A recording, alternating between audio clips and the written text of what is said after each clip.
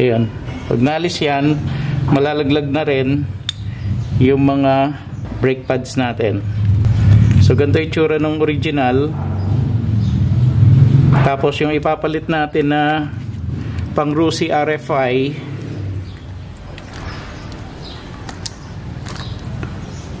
identical naman siya kung magkamukha.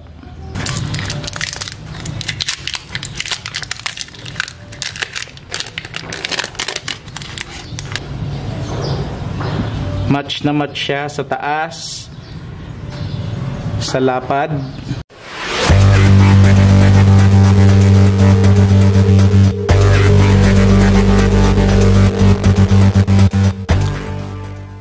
Magandang araw mga kaibigan.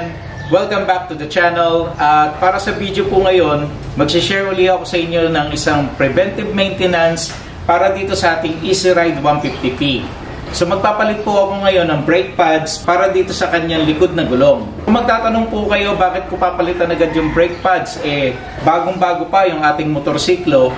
Well, kasi po, yung mga original po nating brake pads ay gawa sa hard compound. So masyado po yung matigas. May mga video na akong nakita sa YouTube na nagsishare sa kanilang Easy Ride 150P na mas naunang naubos yung kanilang mga brake disc. So sa akin, kumbaga, since na-share na nila yon sa YouTube, ay naisip ko na gawa na to ng preventive maintenance. Kumbaga, hindi ko nahihintayin na mangyari sa akin. So ang ginawa ko po ay nag-search lang po ako sa online. Ilalagay ko na lang yung link nito sa description box. Tapos po yung match na brake pads natin para dito sa likod ay yung Rusi RFI. So ito lang po muna yung nabili ko dahil hindi pa po ako nakakabili ng para dito sa ating harap na gulong. Although meron na rin po ako nakita niyan sa Lazada, sa online, kaya lang hindi ko po kinuha yon. Kasi yung kanyang brand ay Bendix. Kahit po sa mga 4 wheels ko kasi, hindi ako gumagamit ng Bendix. Kasi matigas din po yung kanyang mga friction materials. Ito lang po muna ang masishare ko sa inyo, yung para dito sa likod. Pero maghahanap pa rin po ako ng para dun sa harapan natin. And kung wala po akong makita na ibang brand, siguro ang gagawin ko na lang ay ipapabanding ko na lang yung mga brake pads dito sa harap. Tsaka po pala, yung brand na nabili natin para dito sa likod ay TTGR. So magandang brand na rin po ito. So tara, samahan niyo po ako. Gawin natin to.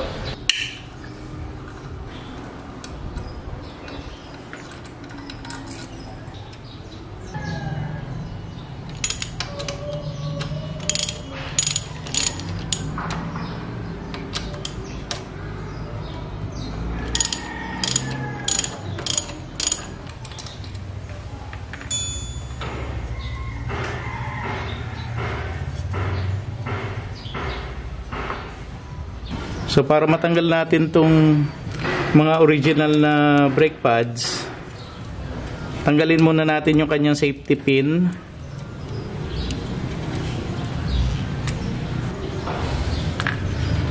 Tapos itong pin na ito, nahuhugot ito.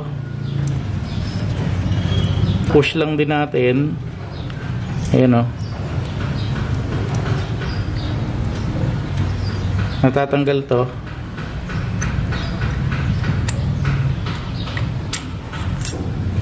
Ayan. Pag naalis yan, malalaglag na rin yung mga brake pads natin. So ganito yung tsura ng original. Tapos yung ipapalit natin na pang Rusi RFI,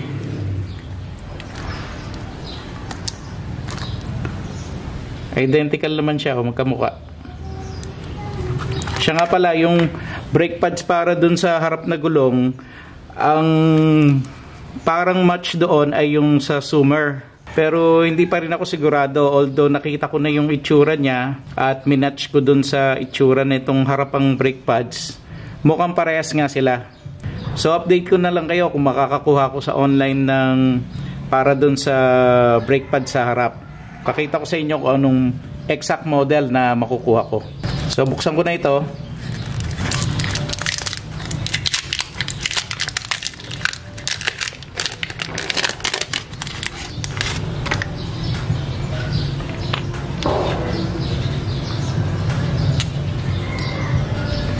So ito oh, match na match siya sa taas, sa lapad.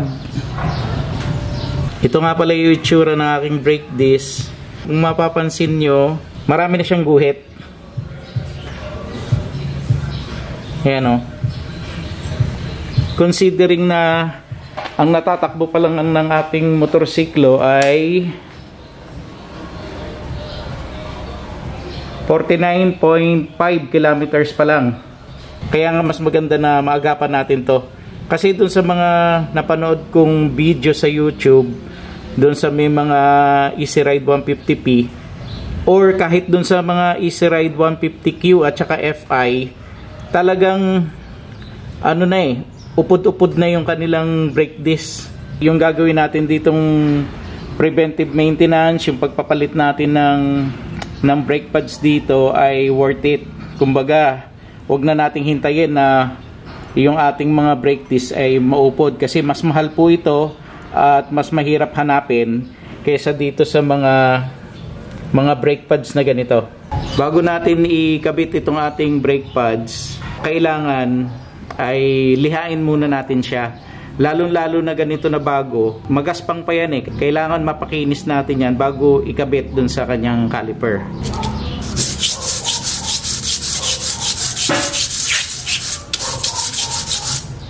Yan. Saglit lang naman po yun eh. Mararamdaman nyo na kikinis na yung kanyang surface. So ito naman pong isa.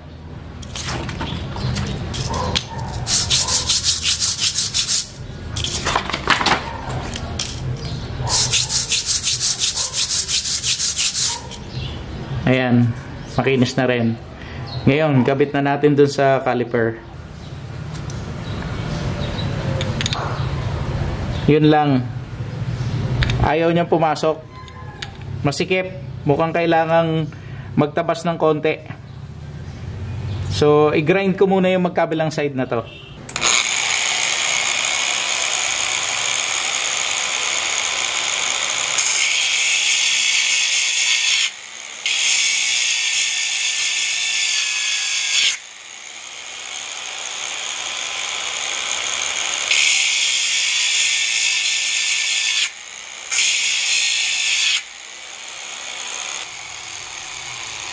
Pagka nag-grind kayo, dahan-dahanin nyo lang, tapos lagi nyo i-check dun sa caliper. Kasi baka sumobra kayo ng bawas, kakalug naman to. So, check na natin, tignan natin kung kasya na sila. Ayan.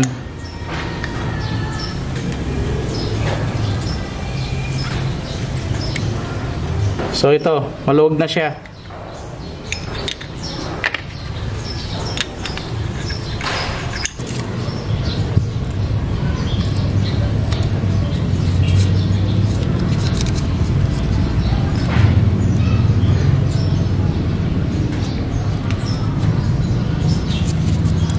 So, nilagyan ko lang ng tape para mapinturahan ko yung mga gilid niya.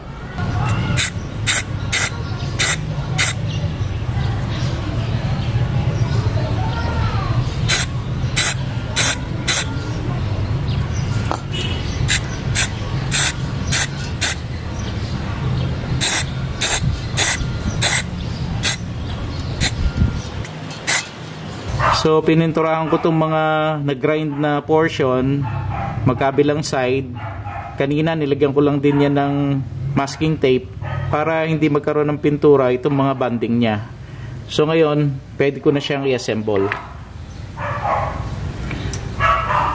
Sa pag-assemble naman, lalagay lang natin itong magkabilang side.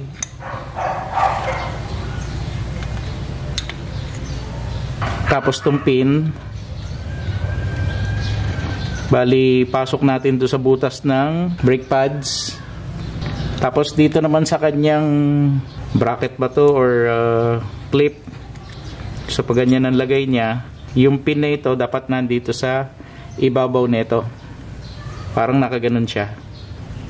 Okay. Tulak ko lang. Iyon. Tapos pasok ko lang uli dito sa pangalawang brake pads niya. Ayan. Okay na to. Ngayon yung kabilang side naman, balik na natin itong safety pin.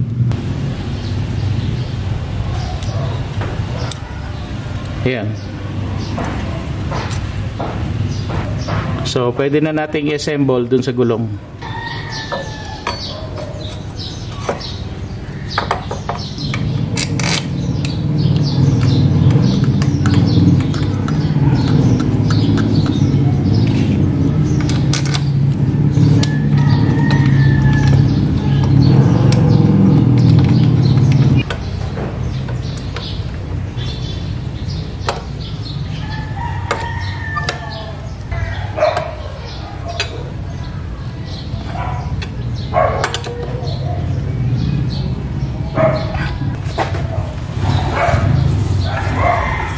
Sakto lang yung kapal ng brake pads niya.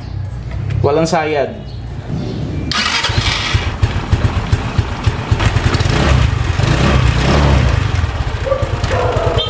Testingin ko kung malakas yung preno niya compared dun sa original.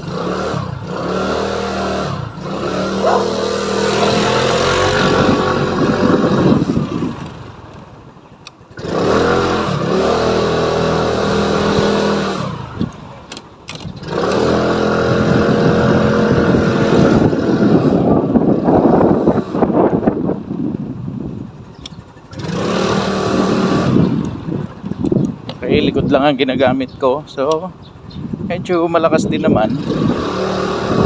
Siguro bago pa lang. Kaya parang nagtutulas pa. So, subukan ko rito.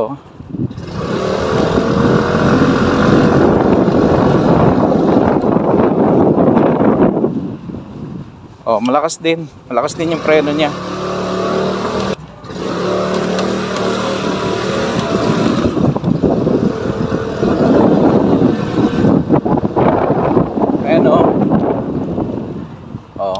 Malakas din.